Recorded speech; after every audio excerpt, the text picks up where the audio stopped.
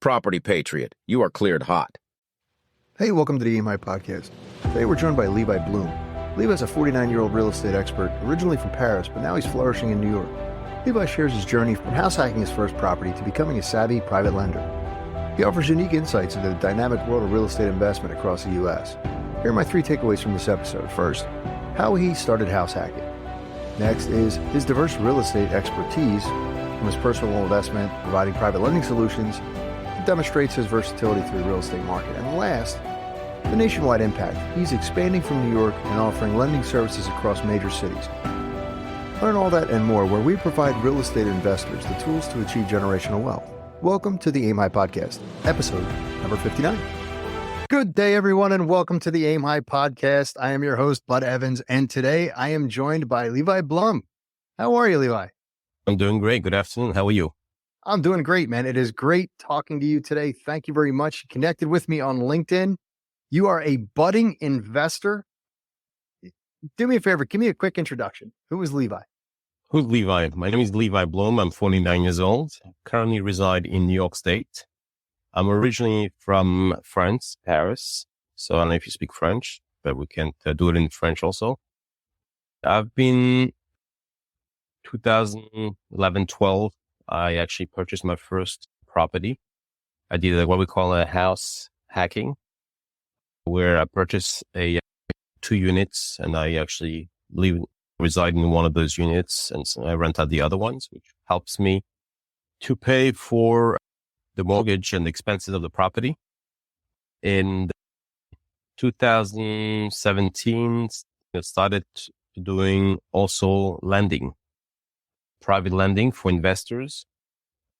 I provide access to private money for the purchase, refinancing, cash out of any size property, not only in New York, but all over the country. So I've done Texas, Philadelphia, New Jersey, California. And I do also provide access to hard money lending.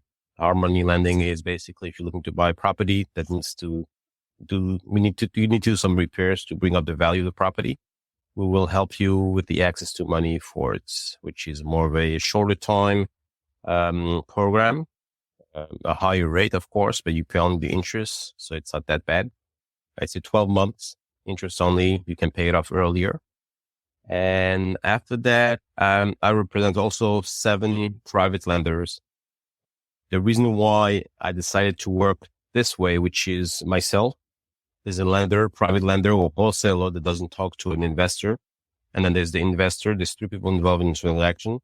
What I have find is less people involved in the transaction and you have more of a chance to close, which is good for me, which is good for the investor.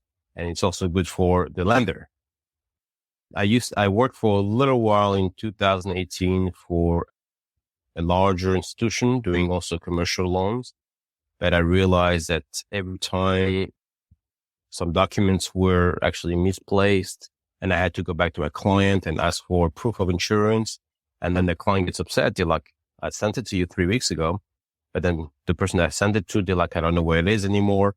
So it's very hard to represent a lot of people on the other side when you are basically on the front line talking to the borrower. So I decided to go on my own. So there's 2 people involved. If there's a mistake, I can actually look in the mirror and say, it's my mistake. Yeah. If I'm going to tell you, I'm going to call you back on Tuesday. I will call you back on Tuesday with an answer. If I don't have an answer, I will let you know why. But I feel like I'm more efficient and I've seen myself, my numbers, the ratio, the amount of closing that I do is way higher than when I used to work with big company. And there's nothing wrong with that. Don't get me wrong. They get a lot of help. Over here, I've got to do everything myself. That's why I work 14 hours a day. I got to do marketing. I got to do, as we met on LinkedIn, I got to be on LinkedIn on a daily basis. I got to connect with new people. I got to put quotes together. I need to help closing and so on and so forth. Yeah. And the beauty of working with me also, I'm not 9 to 5. So if you tell me that you want to talk to me tonight at 9 o'clock, if I'm available, of course, if I'm out with somebody and I have some personal stuff, I will decline. But if I'm available, I will take the time and talk to you, and I'll be more than happy to discuss with you, help you, answer all your answers. Great. So Levi, you were in the lending field, right? And then you got the bug And is that what got you into house hacking? No, basically I was looking for property for myself and my family. And I was thinking I can buy a one family home and have all the expenses on my shoulder. And then I was thinking if I buy a 2-family home, which might be a drop more expensive, Mhm. I can actually have somebody helping me paying for the expenses of the property. So I was thinking like, why should I buy a 1-family home when I can buy a 2-family? And I wish I was at that point smarter and had purchased like a 3 units, 4 units. That would have been much better. And I've learned that later on, but it is what it is. And then I decided that 2-family where I should be focusing on. And that's where I was focusing on. And I was very fortunate. I was able to find a property that we purchased, and we lived upstairs. We have tenants downstairs that are paying rent, which helps me also when things are a little tough. And there's nothing wrong to get extra income from a property. And then from that, I realized maybe that's where I should be focusing on, because now that when I became a lender, I realized a transaction for a 1-unit property versus a 4-unit property, it's very similar. Yes. Why shouldn't you focus on multifamily units, and which will help you? I know many investors that are buying 2 units, 3, 4 units. And the beauty of it is that the investor does not have to pay any expenses. All the expenses are paid by the tenants. Right. Of course, it's not a free lunch. It's not always smooth. Dealing with tenants, it can be a headache. It can be very painful sometimes when you have a tough tenant that calls you any time of the day, and it's not easy. But if you are ready to deal with tenants, I would highly recommend to invest into multifamily units. If I had to go back in time and do it all over again and talk to young Bud, I'd be like, buy a multifamily, buy a duplex, buy a triplex, buy a quad, get in there. It's a no-brainer. Also, there's other things. When you purchase a 1-unit of an investment and the tenant basically decides to move somewhere else, and then more property for months, you make the zero income. At that point, you are paying for the insurance, paying for taxes, and nobody helping you covering those expenses. If you have 4-unit property and 1 tenant, basically those decide schools, you still have 3 tenants that help you paying. It's not like science. If you know how to purchase 1 unit property, then you might as well go for 3, 4 units. It's the exact same thing. Great. Now, just out of curiosity, because I've got some younger listeners, younger investors who are just starting out. I don't mean younger in age, just newer investors who are just starting out. When you bought that property, buying a single family home, the entire nut's on you. How much of a savings did you get buying a duplex and just living in the one side? How much of a saving? The savings that are basically, the down payment is the same because I have to come up with the down payment. So the down payment was, let's say, 20% at that point. So I had to come up with a 20%. So it's not going to help you with the purchase. Let's say I'm just throwing a random number. So let's say if my mortgage was $3,000, but I was getting, if I'm getting $2,000 from a tenant, I only have to pay $1,000 out of pocket. Right. Versus, let's say if I bought the same house with only 1 unit, the $3,000 would be on my shoulder. So why wouldn't 2 families, two apartments, which are big enough for us and for the tenants? So why, and that's, I was thinking myself, if I knew before, I would have purchased probably a 4 units, 3 units. So at that point, you're not even paying out of pocket as the landlord anything. That's the goal. And then you can focus on buying more and more, but you live and you learn. Right. And then now that generated more interest. So you went back into private money lending? So then basically what happened, just to go back to where I started, I used to be in the technology business. I started in 2000 doing leasing digital copiers. That was a good business at that time. And then those copiers just didn't go out of the market. It just became like a commodity. Nobody really cared what kind of copy you have. You don't sit at your barbecue and talk what kind of copiers you have. You can talk about your car, but how much money you make, what you can accomplish in school. But nobody tells you, I have a Canon machine or, I remember the brand of a Panasonic machine. Nobody really cares. As long as take the paper from one side, prints on it, and brings it to the other side. That's what people care about. And I realized there was no future. Then those company became like an IT services company. And I worked there for 20 years. At that point, I just needed a change in my life, a change of industry. And then somebody introduced me to real estate, commercial lending. I started as a side hustle, and I really liked it because when I went to a networking event and you speak about giving you money to buy an investment property, which person will tell you I'm not interested? When I come to you and start talking about your copier at an evening at networking, nobody wants to talk about copiers. There's nothing exciting about talking about copiers or IT services. So I'm like, that's something that I feel like people are excited. People will actually take the time to talk to me.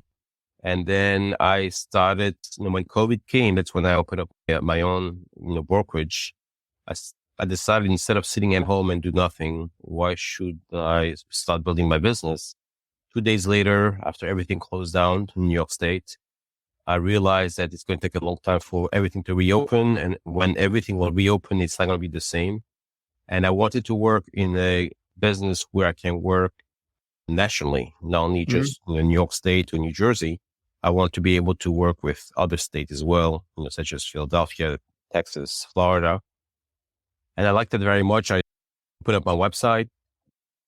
Not myself. I hired somebody to do a website. I opened up my LLC. And I had to learn how to use social media in an effective way. I'm on LinkedIn. I'm very active on LinkedIn. I post daily, Monday through Friday. I usually post about any market updates, any creative financing, how to go from a 9-to-5 job to becoming an entrepreneur, especially a real estate investor. What do you need in order to get there? Which is very scary because you have no monthly or weekly check. It's you and yourself. And the journey to become an entrepreneur is not a smooth ride. It just ups, down, ups, down. So it takes a long time and it never stays smooth. It's never a straight line. So you have to be willing to deal with it.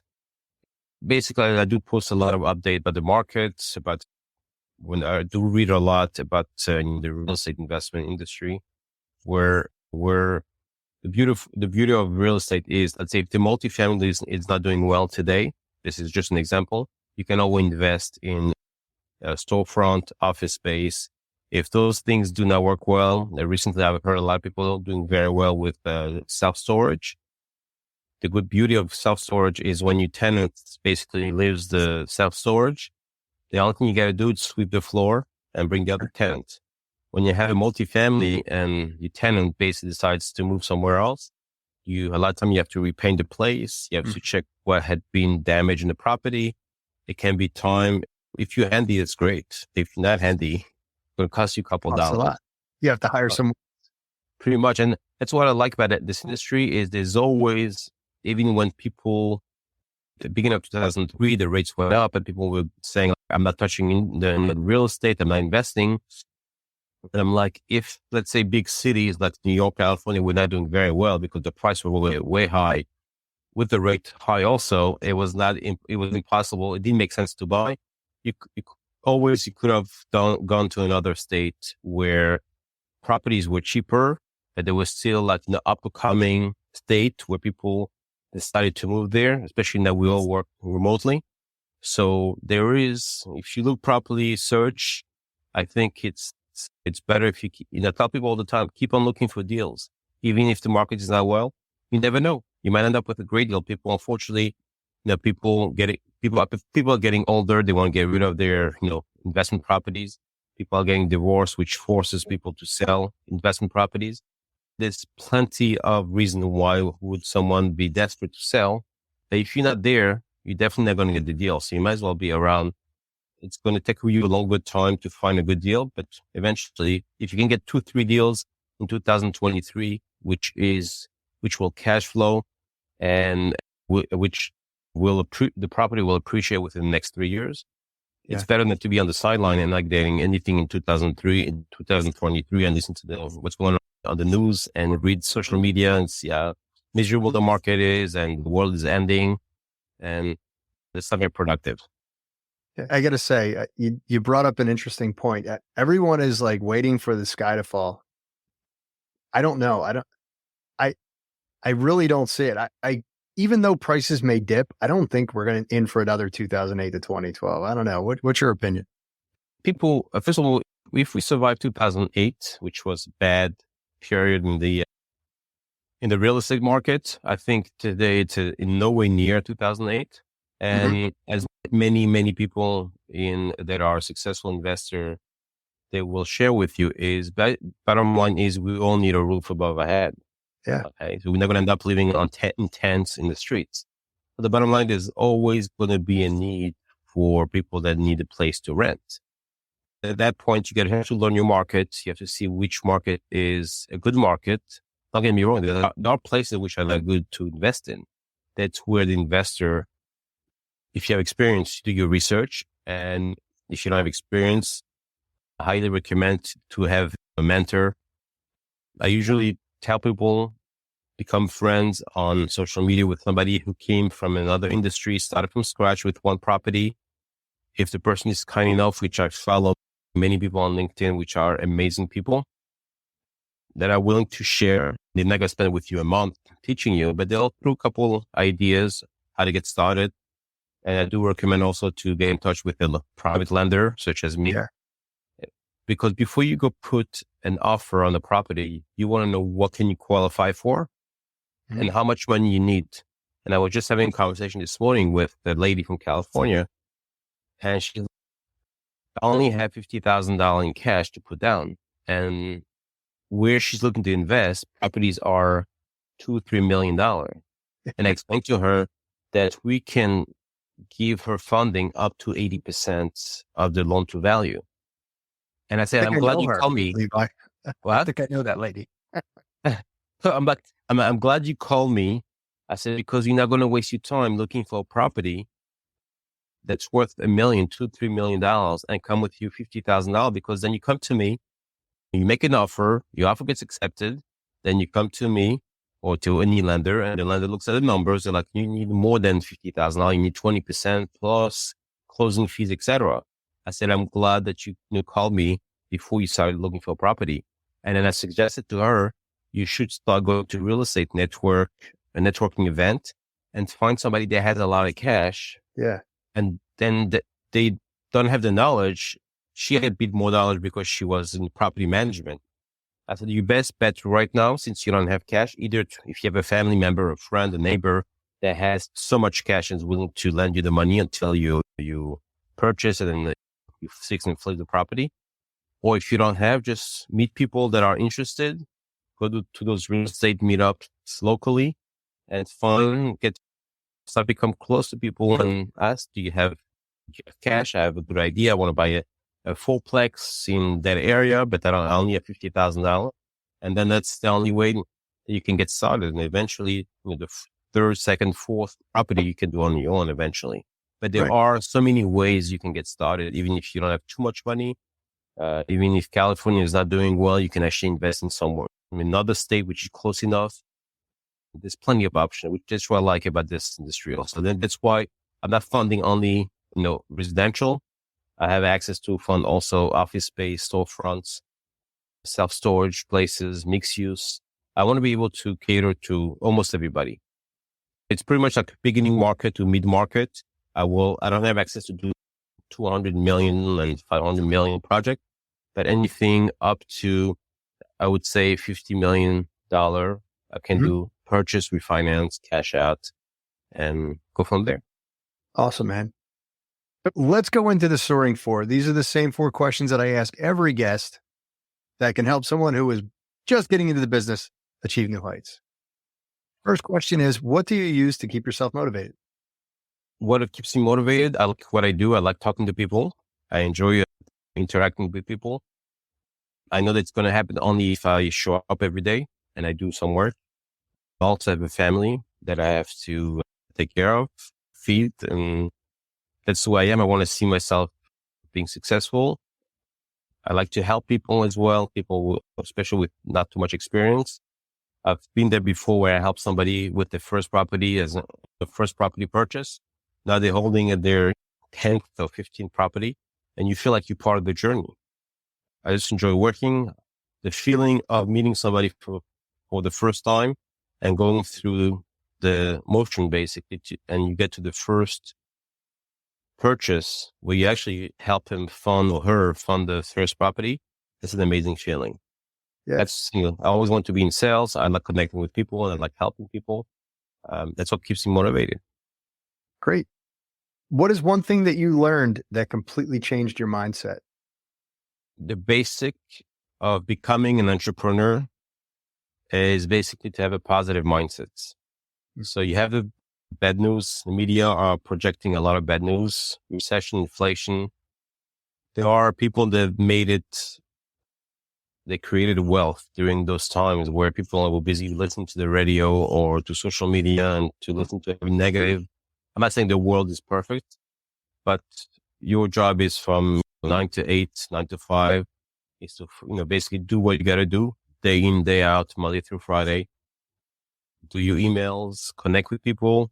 That's actually how I ended up on the podcast with you. We just met a couple of days ago, I think on LinkedIn. You invited me, which was very kind, and I accepted it. So things do happen. You always have to remember, it takes one message, one phone call, one post on social media, one person to see it, get in touch with you to change your year sometimes. So with someone that can introduce you to like many people. So keep on going. You're not going to see results right away. But yeah, start over here. If you're positive in your head, you sound positive. If you're not positive, your message don't sound positive. And when you have a phone call with the potential investors that you're looking to basically fund their project, they're going to hear that you don't sound excited, you don't sound upbeat. And they're going to say, I don't want to deal with somebody who's depressed. I'd rather deal with somebody who's happy and looking forward to build a bigger business. Say it with a smile. That's it. What tools do you use to keep you on track?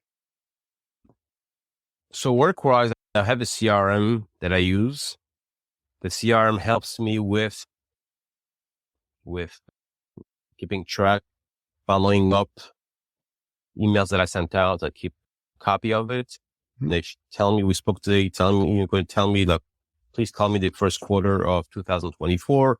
And we spoke about other things personal as well, where you're from, etc. We'll put that in the comments. When I call you back, most likely you're not going to remember me right away. And when I'm going to say, this is Levi, and we spoke about wherever you just moved to your new apartment and how's the move, something that shows that we have a connection. Right. So CRM is very important to keep track of what's going on, and you don't waste time talking to the same people, and you don't get people upset because you just spoke to them yesterday and they tell you don't call me for half a year, but you end up calling them. That's number one. I use also for posting on social media. I use Canva a lot. Okay. I'm not just trying to get creative. And you can look it up on my account on LinkedIn, Levi Blum on LinkedIn, and you can see I post something and I will add a picture as well. What else do I use? Like, that's pretty much, that's pretty much those two things that I keep to keep my business. And of course, be active on social media, bring some value. I don't talk ever about what my rate is and how great I am. It's more about educating people. A lot of people are not aware that there is outside going to a bank. You can get financing, hard money, private money, and that's where because I present 7 lenders and I tell people all the time, you're hiring me for free, no charge. I don't charge any fees, and I do shopping for you. And when I come up with a quote and hopefully you agree to the terms, we shake hands, and whatever the private lender or the wholesaler will charge, they'll give me a portion of it. So it's based much it's a no-brainer. Why would you not want to hire me, especially if you don't have to pay for it? And I've other people let me know what's important to me. Can we close in 2 weeks? I'm like, no, I can't do it. I'm not going to lie to you. And if I can do it, I will let you know right away. And if I pre-approve you right away, I usually have a 98% of a chance to get you funded as well. Okay. Last question. What is one thing you'd change if you had to start all over? What I would have started earlier, my lending business, which it would have helped me to generate some good income, which automatically would have helped me continue investing in real estate as well. But what I've learned also, you can live with regrets. I could have, should have. I have a feeling that the journey that I went through until today, it was part of the journey. But it would have been great if I had the guts to start my own business many years ago when I was younger. But I've learned a lot from working in the corporate world for the Fortune 500 companies. I've learned a lot about how to structure a business and how to be structured yourself. Mm-hmm. It's not because I own my own business that I can start one day at 2:00 and one day at 3:00. I'm up every day, same time, and every day, 8:30, I'm on a computer starting. I already know what I'm going to start doing the day with, posting, sending private messages, email, bringing quotes to copy people. I have my structure, and then I take a break between 4:30 and 5:30, and then I go back for 2 hours a night. I got to tell you, when I retired from the military, I worked hard. I'm working harder now retired than I've ever worked when I was working for the federal government. So I get it, right? You're hitting it early and you're staying till late. Yeah, but it's your business, so you care for it. And also, if you see yourself being successful, like you want to make sure you did everything properly. So if things don't go right, you can look in the mirror and say, you know what, I tried my best. Yeah. The worst thing I can lie to you. That's lie to myself. It's basically, you can lie. You can look in the mirror and say that I worked hard when I was on Netflix from 9 to 5. That's very much not very productive. But the way I think at it is work very hard, try your best, and eventually things will start sticking to the wall. That's it. Gain that traction. All right.